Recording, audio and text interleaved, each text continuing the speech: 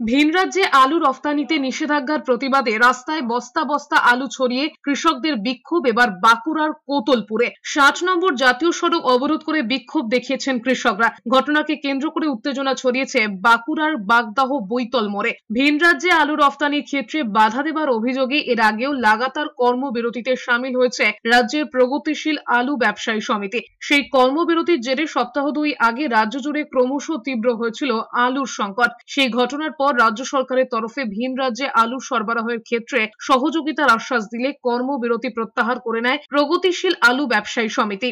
আলু যে বিধিনিষেধ আরোপ করা হয়েছে ভিন রাজ্যে পাঠানোর ক্ষেত্রে এবং বিভিন্ন আন্তঃজেলাতেও বিধিনিষেধ আরোপ করে দেওয়া হয়েছে, গাড়ি দাঁড় করিয়ে দেওয়া হচ্ছে, এর প্রতিবাদে আমাদের এই কর্মসূচি। বহু ব্যবসায়ী এবং বহু চাষি টাকা অনাদায়ীর ফলে আর্থিক কষ্টে ভুগছেন। সেই আর্থিক কষ্টে সুরাহা করতে যাতে ভিন রাজ্যের আলু পাঠানোর উপরে বিধিনিষেধটা তুলে নেওয়া হয়, তার প্রতিবাদে আজকে আমাদের এই পদযাত্রা।